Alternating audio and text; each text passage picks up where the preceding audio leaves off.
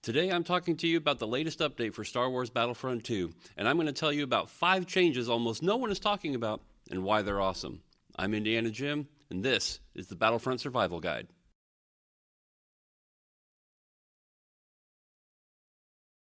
The latest update for Battlefront 2 is one of the biggest the game has had to date. First, it has been a long time coming, over 830 days to be exact, and Star Wars Battlefront 2 finally has some new weapons for its infantry classes.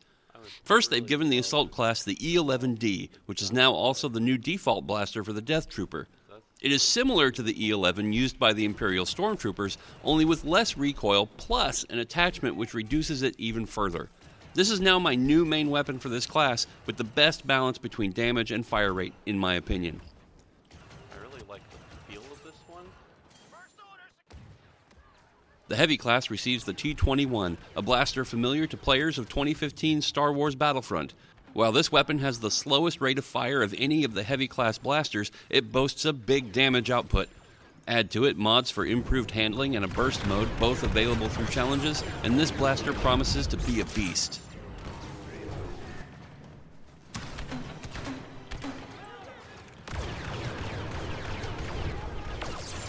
The Officer has received the DL-18, a fast-firing pistol also featured in 2015's Battlefront, wielded by Greedo.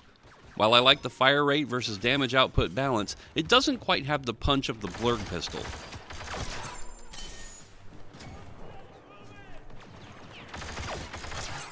With mods for improved cooling, reduced spread, and repeating mode, it offers some options for different playstyles. Finally, the Specialist receives a Cycler rifle, also from 2015's title. This is another sniper rifle which has a faster fire rate than the others, but I just can't seem to get the hang of it. It only has 3 shots, so the reduced recoil and improved cooling mods may be just what this rifle needs to be viable in multiplayer.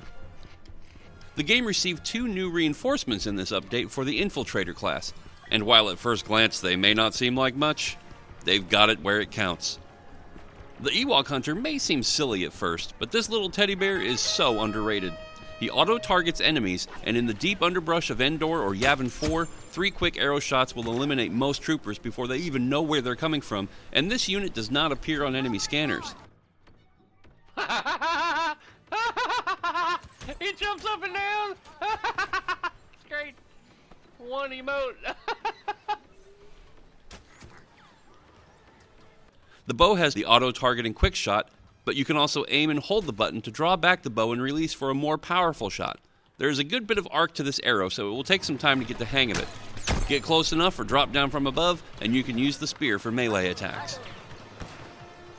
The Valiant Horn ability increases his damage and resistance to damage, but marks him on enemy scanners. The Wisty's pouch limits enemy mobility, causes some damage, and disorients them. His Hunter's Instinct reveals enemies and indicates their remaining health. The ISB Agent may be my new favorite reinforcement. She is a dual-wielding character just like the ARC Trooper, and dual-wielding has now been assigned to one trigger. Hold it down for repeated fire. Her assault training ability increases sprint speed and reduces damage received. This renders her capable of running past enemy lines to reposition quickly. The Imperial Intel ability reveals 4 enemies, while defeating more will increase that number up to 10. Double your effort regenerates nearby allies' health, much like the Officer's battle command. But where the ISB Agent really excels is with the melee attacks. Like Agent Kallus from Star Wars Rebels, after whom the character is modeled, she is adept at martial arts, and her melee attacks are vicious. You can also do a flying kick by performing a melee attack while jumping.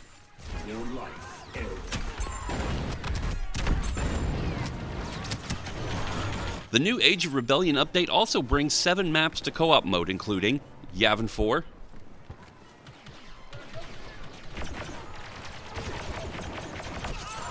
Death Star 2,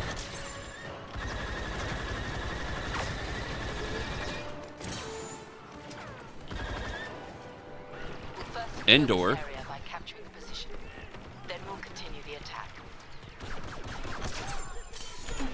Hoth,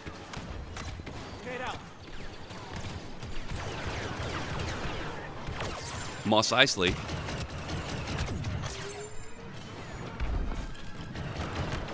Kessel, We'll bring this empire down. and Jabba's palace. A lot of people have asked why Bespin wasn't included, and I think while the Bespin map is nice, it doesn't fit the linear nature of the co-op mode, and is optimized more as an arena map since it was originally brought on for heroes versus villains.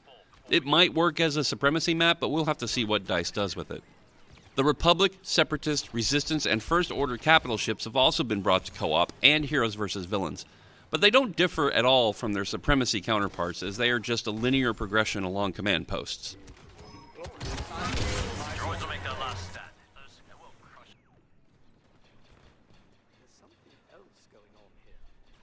But this update has brought along some much needed changes to Leia and Chewbacca. With Leia, they made 3 huge changes which make her an absolute killer in this game. First, they tweaked the damage, spread, and recoil to her E11 blaster, making it much more effective.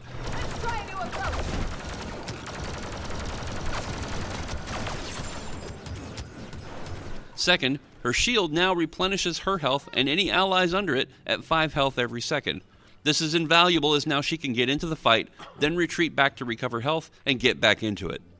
Third, they swapped her flash grenade for 3 thermal detonators which absolutely wreck enemy teams in entrenched positions. I'm expecting to see a lot more Leia killstreak videos and hopefully a lot less sniping secondary fire from across the map, which I still wish they'd fix that. For Chewbacca, they completely changed how his bowcaster works. Hipfire now fires 3 bolts in a tight triangle pattern, while aiming down sights now fires a much more powerful single bolt. Chewie can now one-shot headshot most classes at a medium range. His Furious Bowcaster ability also now hipfires 5 bolts in a circle, and aiming down sights fires 5 bolts in a tighter plus sign pattern. Chewie no longer has a pea shooter for Galactic Assault mode, but there is the small sacrifice of movement speed if you want more damage. It's a reasonable trade-off in my opinion. There have been a few changes to other reinforcements as well. The Wookiee Warrior now has an eye patch. Yay! The Imperial Rocket Trooper has an updated helmet appearance and also has a new commander appearance with a yellow shoulder plate. The changes are subtle but definitely differentiate him more than before. He has also now been given the E11 blaster, which to me is much more effective than the RT-97C he had before.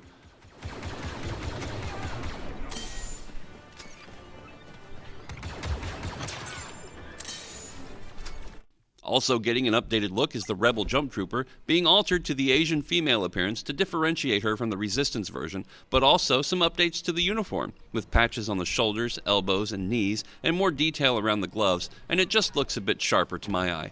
Also gone is the A280 burst rifle, replaced with the A280C auto rifle. A subtle change, but again, feels much better suited to this class. You can now make changes to the user interface as well. The scavenged AT-ST now has a different appearance from the Imperial or First Order versions. I cannot tell you how many people playing Supremacy sit there and shoot at the friendly AT-ST instead of the enemies right in front of them. Also updated is Iden Versio's pulse cannon ability. There is now no movement penalty, and players can fire it much faster. But now let's talk about the 5 changes almost no one is talking about, but may be the best changes in this update. First is this quote from the patch notes. Fixed an issue that could cause rubber banding when the player is dashing away after being close to a lightsaber opponent making the first charge. Now this may have been my single biggest frustration with hero gameplay. Many times I would try to dodge away, only to be brought right back to where the enemy hits me with a lightsaber. I have been killed more by this stupid rubber banding than anything else, and it makes me so angry every time, so I'm extremely glad to finally see this get fixed. Not to be outdone from the why wasn't this fixed ages ago category, Boba Fett's concussion rocket now disrupts blasters natively.